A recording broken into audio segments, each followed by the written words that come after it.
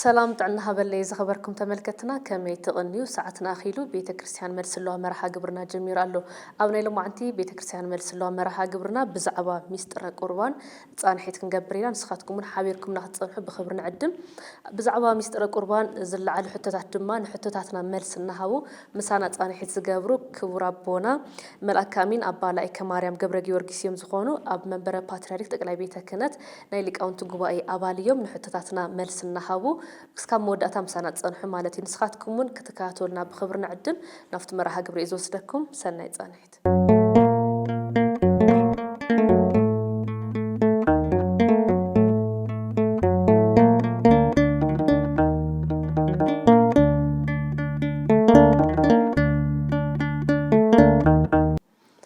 حراي كبر أبونا ساعتكم من جزيكم المسوات غيركم ناب استوديو ناس لازم تأخم عزينا نمسكن كوعد حن متأخم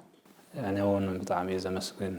إيش حراي مولم معنتي أبيت كرسيان مرسلو مرحا قبرنا كن ريو حرينا يزلنا رأسي ويدما قداي بزعبا ناي مستر قرباني زخون مستر قرباني كم تزفلت نقول نجر مأساري كم تمخانو كن دينا نردو كن دينا يدما بهوتنا نتجبر وزبل لما معنتي أمرحا قبرنا كن رينا مو كاب قالوا نجمر مستر قربان كن بالكلنا انتي مالتنا أيو كاب زبل سكن نجمر مستر قربان مالت مقراب مالتي ناقزي حير مقراب كأون مقبل مالتي زي እግዚአብሔር መقبلለና ኣብዚ ዓለም እዚ መጽዩ ስግኡ ቆሪሱ ደሙ ኣፍሲሱ ስጋይ ደመይ እዚ እዩ ብልዑ ስተዩ ኢሉ ከበመሳበና ያው ጎይታ ኢና ንቕበል ዘለና ሙሉ ብሙሉ ጎይታ ነቕበለለና ወይ ንወሓደለና እሱውን ይወሓደና ኣሎ ማለት እዩ ስለዚህ ብዙ መልከ እዚ ቁርባን ማለት ናይ ግእዝ ቃል እዩ ካው መቅራብን መቅባልን ዝብል ክልተ ዓይነት ትርጉም ኣለዎ እትንቅበሎ ክቡር ስጋ ክቡር ደም ናይ መን እዩ ካበይ ዝመፀ እዩ ዝብል ከመይ ኢና ንሪኦ ካብ ያው መልስኪ ይኽባልኺ ብዝኾነ ናይ ጎይታና መድሓኒና ኢየሱስ ክርስቶስ ቅዱስ ክቡር ደሙ ኢና ንቕበል ዘለና ማለት እዩ ጎይታ ኣብዚ ዓለም እዚ ሰብ ምስ ኮነ ምንታና ኢሉ ስጋ ምስ ለበሰ ኣብዚ ዓለም እዚ ለ33 ዓመት ነይሩ እዩ ኣብዚ ዓለም እዚ ካብኡ ናይ መጨረሻ ስሩሑ ዝነበረ ወይ የተፈጸመ ኩሉ ዝበለሉ ዕለተ ዓርቢ ኣብ መልዕልተ መስቀል እዩ ቅድሚ ዕለተ ዓርቢ ቅድሚ መስቀሉ ግን ጎይታና መድሓኒና ኢየሱስ ክርስቶስ ንዓና ናዘላለም ህይወት ክኾነና ስጉእ እንደሙን ህይወዎም ነቦታትና ሐዋርያት ማለት እዩ በኣቶም ቢሉ ንዓና ንኹላትና እስካብ ዓለም ፍጻሜ ዝለዓሉ ናዩ ኣመንቲ ተኸተልቲ ክርስቲያን ዝኾነ ኩሉ ብክርስቶስ ክርስቲያን ተባሃለ ኩሉ ዝቕበሎ ናቱ ስጋ ናቱ ደም እዩ ማለት እዩ ቅድሚኡ እግዚአብሔር ደም ኣይነበሮይ ቅድሚኡ እግዚአብሔር ስጋ ኣይነበሮይ ቅድሚኡ እግዚአብሔር ዝርአ ይኾነይ ዝድህሰስ ይኾነይ ብሓፂር ቁመት ብፀቢብ ደረስ ዝርአ እውን ይኾነይ ድሕሪ ግዜ ድሕሪ 5500 ዘመን ኣቦና ኣዳም ካብ ኣዳም ወፅኡ መፅኡ ናብዚ ዓለም እዚ ካብ መቤታችን ካብ ስጋ ስጋ ካብ ነፍሳ ነፍስ ወሲዱ ሰብ ኮይኑ ማለት እዩ ካብ መቤታችን ዝወሰዶ ስጋን ነፍስን ናቱ ኮይኑ እዩ ናይ ባዕሉ ኮይኑ እዩ ኣካሉ ኮይኑ እዩ ማለት እዩ ባህሪዩ ኣካሉ ኮይኑ እዩ ማለት እዩ ስለዚ ጎይታና መድሓኒና ኢየሱስ ክርስቶስ ስጋ ይበልዑ ደመይ ሰትዩ ኢሉ ዝሃበና በዓል ስለ ዝኾነ ህዝቡን ብዙይ ክንሪኦ ንኽእል ኢና ማለት እዩ ናብ ጎይታና መድሓኒና ኢየሱስ ክርስቶስ ስጋና ደምና ንበልዕ ንሰቲ ዘለና ማለት እዩ ሕራሽ ክቡር ኣቦና ክቆርብ ዝግብኦ ወይ ድማ ዝግበአና መን እዩ ናይ ዕድመ ክልል ኣለዎ ድዩ ሓደ ግዜ ከምዚ ህፃናት እዮም ክቆርቡ ዘሎ ዓበይቲ ወይ ድማ መናእሰይ ክቆርቡ የብሎም ዝብሉ ሓሳባት ኣብ ማሕበረሰብና ይረአዩ እሞ ነዚ ሓሳብ ከመይ ዓይነት መልሲ እዩ ዘለና ኦኬ ማለት ጎይታና መድሓኒና ኢየሱስ ክርስቶስ እቲ ቅዱስ ቁርባን ዝሰርዖ ብኡ ንዝኣምን ኣብዚ ዓለም ብዝፈጸሙ ናብ መድሓን ስራሕ ብዝኣምን ንኩሉ ኣማኒ ዝኾነ ማለት ልመፀ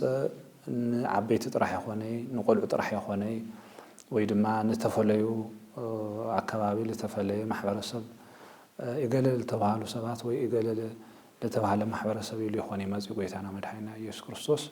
ናብዚ ዓለም እዚ ዝመፀ ንሙሉእ ደቅ ኣዳም ንሙሉእ ህዝቢ ዓለም ልምድሓን እዩ ደቂ ኣዳም ዝነበሮም ናይ ሓጢኣት ውርሲ ካብኡ ወፂኦም ናቱ ኣካል ክኾኑ ናቱ መዋርስቲ ክኾኑ ናቱ ክብሪ ወረስቲ ናቱ ጸጋ ዕድልተኛታት ክኾኑ ጎይታና ላብዚ ዓለም እዚ መጽኡ ስለዚ ንሕና ደቂ ሰባት ዓብይ ንእሽተይ ህፃን ክንብል ኣይንኽእል ማለት እዩ ኩሉ መድሓኒ የድልዮ እዩ ኩሉ ድሕነት እግዚአብሔር የድልዮ እዩ ኩሉ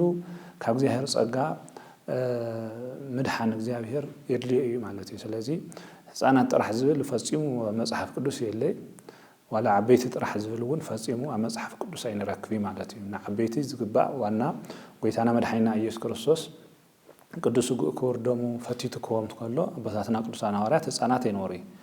ዓበይቲ እዮም ነይሮም ማለት እዩ ካብኡ ህፃናት እውን ግን ካብ ዝበረከት እዚ ዘይፈለዮም ናዝበረከት እዚ ዕድለኛታት ምዃኖም ይትክልእዎም ለህፃናት መጽያ ሃቤ ይልሎ ማለት እዩ ከም ነና ቅዱስ ቤተ ክርስቲያን ስርዓት ደቂ ተባዕትዮ በ40 መዓልቲ ደቂ ኣንስትዮ ብ80 መዓልቲ ነጥምቂና ማለት እዩ ካብዚ ዕለት እዚ ጀሚሩ ቅዱስ ክቡር ደሙ ክቕበሉ ህፃናት እውን ዕድለኛታት እዮም ማለት እዩ ይትክልእዎም ለህፃናት መጽያ ሃቤ ማለት እዚ ናይዙ ጸጋ እዚ ዕድለኛታት ምዃኖም ዘርኢ እዩ ማለት እዩ ሕራይሺ ምዝ ሓሳብ እዚ ኣው ከለናውን ክቕጽሎ ዝደለታ እዩ ቅድሚ ናብ ቅዱስ ቁርባን ምቕራብና ክንገብሮ ዝግበአና ቅድመ ምድላዋት ከመይ ክኾን ዘሎ እንታይ ይመስል ቅድሚ ናብ ቅዱስ ቁርባን ምቕራብና ክንገብሮም ዝግበአና ብዙሓት ቁም ነገራት ኣለው መጀመርያ ታይና ክንገብር ዝግበአና ቅድሚ ናብ ቅዱስ ቁርባን ምምጻእና መምህረ ንስሓ ኣለዎ ማንም ሰብ ክህልዎ እውን ይግባእ ማለት ተዘይብሉ እውን ክህልዎ ይግባእ ካብዚ ዝነኣሰ እውን ብዝኾነ ማንም ሰው ሓደ ናይ ክርስቶስ ኣካልየ ተይሉ ክርስቶስ በክርስቶስ ክርስቲያን እየ እንተይሉ ወይ ድማ ናይ በክርስቶስ ክርስቲያን ዝኾነ ናይ ቤተ ክርስቲያን ኣባል ዝኾነ ኩሉ ሰብ ብጾም ብጸሎት ብጽቡቕ ስነ ምግባር ብትሕትና ብህይወቱ ብዝግባእ ዝመርሕ ብዝግባእ ዝመላለስ ክኾን ክኽእል ኣለዎ ሰብ እዚ ማለት እዩ መጀመርያ እዚ እዩ ማለት እዩ ብኻልኣይ ደረጃ ድማ ንስሓ የድልዮ ኣሎ ማለት እዩ ንስሓ ግዴታ እዩ ወዲ ሰብ ዓለም ክነብር ከሎ ካብ ሓጢኣት ንጹህ ክኸውን ኣይኽእልን እዩ ኩላህና ሓጢኣተኛታት ኢና ኩላህና ደካማታት ኢና ኩላህና ናይ እግዚአብሔር ሕጊ ብዝተፈላለየ መንገዲ ደካማታት ኮይና ድኻም ክነርኢ ንኽእል ኢና ማለት እዩ ስለዚ ንዝ ኣጋጠመና ነገር ኣብ ቅድሚ እግዚአብሔር ንጹሃን ስለ ዘይኮንና ኣብ ቅድሚ እግዚአብሔር ንጹህ ዝኾነ ሰብ እውን ስለ ዘየለ ማንም ሰብ ንስሓ ይግብኦ ማለት ንስሓ ንኣተው እዩ ቅዱስ ክቡር ደሙ ክቕበል ዝኽእል ማለት እዩ እዚ ጥራሕ ይኾነን ቅዱስ ክቡር ደሙ ክቕበል ከሎ ሓደ ሰብ ትንስሓ ክልተ ዓይነት ገይሮም ይወስድዎ ቦታትና ማለት እዩ ክልተ ዓይነት ንስሓ እዩ ዘሎ ሓደ መምህረ ንስሓ ናይ ግድን ክትናገሮ ዝግበአካ ሓጢኣት ኣሎ ማለት እዩ ሓደ ድማ ብባዕልኻ ምስ እግዚአብሔር ጥራሕ ተነጋጊርካ ይቕረበለኒ ድሕሪ ሕዚ ናብዚ ሓጢኣት እዚ ኣይምለስን ድሕሪ ሕዚ እዚ ነገር እዚ ክገብሮ ክፍጽሞ ኣይምኩርን እየ ንስኻ ሓገዝካ ረድኤትካ ይፈለየኒ ኢልካ ንእግዚአብሔር ንኣምላኽካ ተናጊርካ ትውድኦ ንስሓ ክልተ ዓይነት ንስሓ እዩ ዘሎ ማለት እዩ ከመይ ማለት እዩ እቲ ናይ መጀመርያ ንመምህረ ንስሓኻ ጥራሕ ክትገብሮ ክትናገሮ ትኽእል ሓደ ብገቢር ብነቢብ ብሓሳቡ እንተኾነ ብጣዕሚ ኣሸገርቲ ዝኾኑ ንመምህረ ንስሓ ንገሩ ዝግብኦም ጥራሕ ኣለዎ ማለት እዩ ለምሳሌ ብገቢር ምግባር ምፍጻም እዩ ሓጢኣት ክሰርሕ ከሎ ሰብ ማለት እዩ ብምንጋር እውን ከምኡ ካብ ገቢር ለይፍለ እዩ ካብኡ ሓደ ግዜ እቲ ዘይገበርካዮ እውን ባዕሉ ሓጢኣት ክሰርሕ እየ ኢልካ ኸይድካ ብሰብ ወይ ብኻሊእ ነገር ተኸልኪልካ ሓጢኣት ዘይሰርሕካዮ ተተሪፍካ በቃ ክሰርሖ ደሊኻ ክትፍጽሞ ደሊኻ ወይ ክሰርቕ ደሊ ሓደ ሰራቒ ከይሰርቕ ግን ዘብዐኛ ኸልኪልዎ ወይ ዝኾነ ምኽንያት ኣጋጢሙ ከይሰርቕ ተተመሊሱ ክሰርቕ ብምሕሳቡ ላብ ስርቂ ክኸድ ብምሕሳቡ ወይ ሰብ ክጎድእ ብምሕሳቡ ተዘይተጸጺቱ እዚ ሓጢኣት እዩ ማለት ዓብዪ ሓጢኣት እዩ ግን ሓደ ሰብ ክሰርቕ እየ ኢሉ ኸይዱ ኣብ መንገዲ ኣይ ሰሪቐ እግዚኣብሔር ተፈረደለይከ ፈጣሪ ይትሕዘንኩ ሓጢኣት ክኾነኒ እዩ ኢሉ ተተመሊሱ እዚ ናብ መምህረ ንስኡ ናይ ምኻድ ግዴታ የብሉ እዩ ቀጥታ ናብ ፈጣሪኡ ናብ እግዚኣብሔር መሓረኒ ጎይታይ ይቕረበለኒ ክብል ይግባእ ይብሉ ኣቦታትና ኢሎም የምህሩና ማለት እዩ ብሓፈሻ ድማ ክንሪኦ ከለና ኩሉ ነገር እውን ናብ መምህረ ንስሓ ከተውፅሖ ከለኻ ዓብይ ሓገዝ ኣለዎ ለመንፈሳዊ ህይወትካ ጥንካሬ ለመንፈሳዊ ህይወትካ ዕብየት ዋላ ልትጸላኢ ሰናይትን ሕማቕ ክሕሰበካ ዝኽኣለ ላብ ሕማቕ ተላዒልካ ክትኸይድ ዝገበረካ ሰይጣን ድሕሪኡ ኣባኻ ዓቕሚ ከይህልዎ ጉልበት ከይህልዎ ይገብር እያ መምህር ንስሓ ምብፃሕ ወሳኒ ነገር እዩ ግን ሓደ ግዜ ቅልል ዝበሉ ከምዚ በዓልና ተመሊስና ዝሓደግናዮም እንተኮይኖም ቀጥታ ምስ እግዚኣብሔር ተነጋጊርካ እውን ክኸውን ይኽእል እዩ ማለት እዩ ዝኾነ ንስሓ እዩ እቲ ካልኣይ ሳልሳይ እንታይ እዩ ብፍርሓትን ብረዓድን ኮይንካ ምቕራብ ማለት እዩ ብፍርሓት ኮይንካ بتحتنا خوين كان مقرب يدل مالتي تنسها حدا بعلو تحتنا مالتي فرحات እግዚአብሔር مالتي طبب እግዚአብሔር مالتي ግን بخاو بزبلص دما بفرحات خوين كا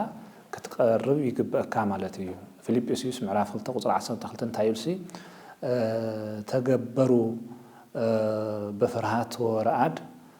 تገበሩ ለህይወትኩም بفرحاتن بمرعدن ኮይንኩም سي دحنتكم فصموا يبل مالتي لذي قدس قرآن دحنت نفسنا دحنت سجانا أيو بفرحة كخونة بدفرت كخونة يولي مالتي زي يزالو كالي انتايلو ويتا ذهبنا قدس سجا كوردوم مخان دما خنفلت كنردا يجبنا مالتي زي كي تردا مقبالون كبيد نجريو مالتي ولا بجزاهير يفرديو مالتي هذا مجمرة سب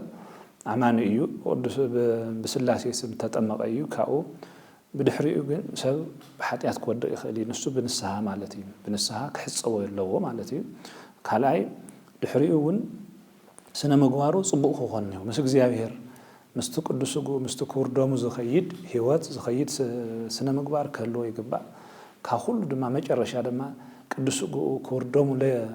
مخانو زي فلسفني سئلو سلالمدو مزيو زقرب سلالمدي ወይ ደሞ ግዴታ ሆይነው መዝዩ ስጉ እንደም ዝقبل ሰብ ብዙ حساب له ማለት እዚ በልዓ ደይኖ ወመቅሰፍቶ ለርእሱ ለእመ ኢያይ መረ ስጋ እግዚእነ ወይ ኮነ ንጹሃ ነውሱ ቅዱስ ጳውሎስ ቀዳማይ ቆሮንቶስ ምዕራፍ 11 ቁጥሪ 28 ክንርኢ ከለና ወይም ቁጥር 29 ክንርኢ ከለና ታዩ ለእመ ኢያይ መረ ስጋ እግዚእነ ወይ ኮነ ንጹሃ ነውሱ የክርስቶስ ስጋ ናይ ክርስቶስ ደም ሆኑ ዘይፈለጠ ወይም ክንድዝግባ ክብር ከይሃበ ከምድልሌቱ ሰኢሉ አትዩ ቅዱስቁ ዝቀበል ክወርዶሙ ዝቀበል ብድፍረት ንዙ ቅዱስ ነገር ዝገብር ዝፍትን ብንዕቀት ብድፍረት ዝገብር ዝፍትን ተልዩ ንሱ ደይና በልዓ ደይኖ መቅሰፍቶ ፍርዲ ይበልዕ ይፍረዶ ተፈሪዶ ይፍረዶ እዩ مقصفتن معاتن كعا يمصل وعلو مالتي دحنت كبنا اي قدس سغا كوردوم تسرع ግን بزغبا خنقرو ግን ግዴታ እዩ ማለት እዩ እዚ ናይ መጽሐፍ ቅዱስ ቃል እዩ ማለት እዩ አቦታትና ቅዱሳን ሊቃውንት ድማ ለምሳሌ አቦና ቅዱስ አባ ሕርያቆስ አብ ቅዳሴ ዝወሎ ነገር አለው ማለት እዩ ቅዳሴ ማርያም ተባለ ናይ ቅዱስ አባ ሕርያቆስ ድርሰት እዩ ታይዝብል እሳት በላይ ለአማጽያን ለእለይ ክህዱ ስሙ ነቶም ስሙ ዝخحዱ ጎይታ ወሪዱልና ተወሊዱልና ሞይቱልና ተሰቂሉ ሞይቱልና አድሒኑና ተስዩ ትንሳኤና hayውና ተንስዩ አረጉ እርገትና ርኡይና ድሕነትና ፈጽሙና እንደገና ከድሕነና እዩ ዘለዓለም ብዙ በረከተ እዚ ልነብር ለምዃኑ ዝኹሉ ኢሉ ብዙ ዘአምን ሰብ ህይወት ይኾነ ተሰጋው እንደም ማለት ህይወት ይዞኾነ ሰዓት ማ ህይወት ይሩት አነ ለለ ይገብሩ ፈቃዱ ነቶም ፈቃድ እግዚአብሔር ዝገብሩ በክርስቶስ ወንዘ አምኑ ፈቃዱ ወንዘ ዝገብሩ በሕግ እግዚአብሔር ሕግ ቤተ ክርስቲያን هم ዘህዝን ለለና ብንስሐ ኮይኖም በትሕትና ኮይኖም በፍርሃት እግዚአብሔር ኮይኖም ቅዱስ ጋ ኮርዶም ለقبለው مخانم ተረዲኦም ዝقبሉ ሰባት ናዓቶም ሰዓት ማ ህይወት ይሩት አነ ልብ ማለት እዩ ነቶም በድፍረት ዝመጹ በተለይ ሃይማኖት ዘይብሎም ታይዝ ገብሩ ዘለው مخانو ዘይፈልጡ አቤተ ክርስቲያን ላነወሩ አቤተ መቅደስ ላተመላለሱ ነገር ግን ፍርሃት እግዚአብሔር ልባል አውሽጦም ዘይብሎም ሰባት ማለት እዩ ቤተ ክርስቲያን ወን እንቅፋት ማልተውን እንቃፎምን ሙዳኦም ዘይፈልጡ ሰባት ንስሐ ዘይአተዩ ሰባት በትክክል ለመጹ ሰባት ናዓቶም ግን ሰዓት በላይ ለአማጽያን ለእለይ ክህዱ ስሙ ነቶም ስሙ ዝخحዱ ስሙ ምክሓድ ማለት ፈቃዱ ዘይምፍጻም ማለት እውን እዩ ሙሉ በሙሉ ኢየሱስ ክርስቶስ ኣይተወለደይ ሰብ ኣይኮነይ ምባል ጥራሕ ኣይኮነይ ማለት እዩ ስሙ ምክሓድ ማለት ፈቃዱ እውን ዘይምፍጻም እዩ መሰት ኣፈቅሩኒ እቀው ትእዛዝ እዩ ጎይታና መድሓኒና ኢየሱስ ክርስቶስ ከመካሎ ተፈትውን ዝተኾንኩም ትእዛዝ ይሓሉ እዩ ዝበለ ማለት እዩ ስለዚ ትእዛዙ ምሕላው ስሙ ዘይምክሓድ ናዘይ ክሕሰብ ምልክት እዩ ማለት ትእዛዙ ዘይምፍጻም ድማ ስሙ ምክሓድ ማለት እዩ ክርስቶስ ተኣሚን ካሉ ትእዛዙ ክትፍጽም ኣለካ ተኒእሱ ኣብቲ ዝግበአካ ቅዱስ ነገር ቅዱስ ሰው ኮይንካ ክትርከበለካ ማለት እዩ ናዚ ዘድሊ ኣብ ቁርባን ግዜ እሺ ሕራይ ክቡር ኣቦና ኣብዚ ተወሳኺ ሓሳብ ከልዕሎ ዝደልታ እዩ ቅድሚ ቅዱስ ቁርባን ክንገብሮ ዝግበአና ምድላዋት እንታይ ክመስል ኣለዎ ዝብል እዩ ምስ ቆረብና ክንገብሮ ዝግበአና እንታይ እዩ ዝብል ያው ንሕና ደቂ ሰባት ክንቆርብ ምስ ቆረብና መጀመርያ ምስ ቆረብና ክንገብሮ ዝግበአና ክንቆርብ ከለና ዝብል ሓሳብ ተዝለዓለስ ይብለኒ ማለት እዩ ክንቆርብ ከለና መጀመርያ ከምቲ ዓንቶ ዝተባሃለ ክርስቶስ ልምውሃድ እዩ ዝዘጋጀሉ አንድ ክርስቲያን ሓደ ክርስቲያን ክርስቶስ ክወሃዶ ኣብ ክርስቶስ ክነብር ክርስቶስ ኣብ ህይወቱ ክነብር እዩ ላብ ቅዱስ ቁርባን ዝኸዘሎ ነዚ ዝግጁ ምዃኑ በቶም ዓንቶ ዝበልናዮም ርእሱ ፈትሹ ክመጽእ ኣለዎ ማለት እዩ ንስሓ እውን የድልዮ እዩ በቃ ንስሓ ርእስኩም መርምሩ ይብል ሐዋርያ ቅዱስ ጳውሎስ ኣብ ቆሮንቶስ ሓደ ቀዳማይ ቆሮንቶስ ምዕራፍ 11 ቁጽሪ 24 ከንረኸለና መጀመርያ ርእስኩም መርምሩ እዩ ዝብል ላብ ቅዱስ ቁርባን ክትመጹ ከለኹም ርእስኩም መርምሩ ማለት ብንስሓ ማለት እዩ ብንስሓ ርእስኻ መርሚርካ ልጎደለ ነገር ንየዶ ኢልካ ትልጎደለካ ነገር ተሊ ወዲያው ምስ እግዚአብሔር ትነጋገር ወይ ምስ መምህረ ንስሓኻ ትነጋገር ማለት እዩ እዚኣ ትገብር ኔካ ካብኡ ከዓ ቅዱስ ክቡር ደሙ ምስ ተቐበልካ ድማ ንሕና ናይ እግዚአብሔር ቤተ መቅደስ ንኾነ ኣለና ማለት እዩ ናይ እግዚአብሔር ቤተ መቅደስ ንኾነ ኣለና ክርስቶስ እግዚአብሔር መንፈስ ቅዱስ ምሕደር ንኾነ ኣለና ማለት እዩ መንፈስ ቅዱስ ሰባና ሓዲሩ ድማ ንሕና ናይ እግዚአብሔር ቤተ መቅደስ ንኾነ ኣለና ስለዚ ቅዱስ ሰውነትና ናይ እግዚአብሔር ቤተ መቅደስ እዩ ማለት እዩ እሱ ክነርኩስ የብልናይ ማለት እዩ እሱ ክነባላሽ የብልናይ ማለት እዩ ድሕሪኡ ቅዱሳን ኮይና ለቅዱስ እግዚአብሔር ጥራሕ ተፈሊና ክነብር ይግበአና መጽሓፍ ዝብሎ እዩ ንሕና ኣብ ዘመንና ብዙሕ ነገር ኢና ንርኢ ብዙሕ ነገር ኢና ንዕዘብ ሰብ ምቁራቡ ዘይምቁራቡ ዘይፍለየሉ ግዜ ኮይኑ ኢና ንሪኦ ማለት እዩ ሓዲኡ ብጣዕሚ ብዝሕዝን መንገዲ እዚ የስተውዕል ማለት እዩ ግን ሰብ እንድሕር ቆሪቡ ኮይኑ ስጉእ ዶምን ክቡር ዶምን ምስ ተቐበለ ናይ እግዚአብሔር ቤተ መቅደስ እዩ ዝኸውን ማለት እዩ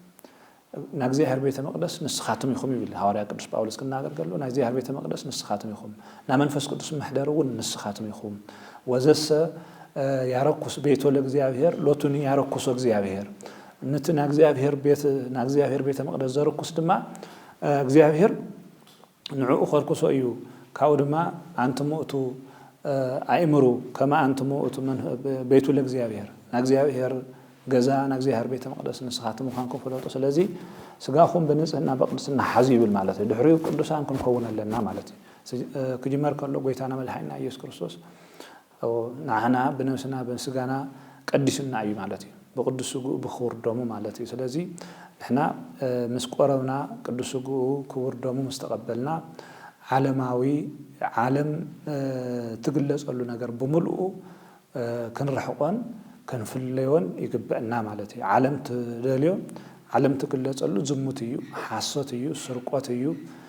ትዕቢት ምቀኝነት ክፍኣት ዝመስል ኩሉ ብምልኡ ካብቶም ቅዱስ ስጉኡ ክቡር ደሙ ዝተቐበሉ ሰባት ኣይጽበይ ማለት እዚ ማለት ናይ ጌታ ቤተ መቅደስ ናይ ክርስቶስ ቤተ መቅደስ ዝኾነ ቤተ መቅደስ ኢና ነፍርስ ኣለና ማለት እዩ እቲ ቤተ መቅደስ ዘፍረሰ ድማ ኣነ ከፍርሶ ኢሉ ኣሎ ጎይታና ማለት እዩ ስለዚ ካብዚ ምሓረና ቅዱስ ስጉኡ ክቡር ደሙ ዝተቐበለ ሰብ ንእግዚአብሔር ዝግባእ ሰውነት ሃልይዎ ክነብር እዩ ዝግባእ ብሓፂሩ ማለት እዩ ንእግዚአብሔር ዝግባእ ሰውነት ንእግዚአብሔር ዝግባእ ስነ ምግባር እግዚአብሔር ዝግለጸሉ ህይወት እዩ ክኾን ዘለዎ ስጉኡ ደሙ ዝተቐበለ ሰብ እሺ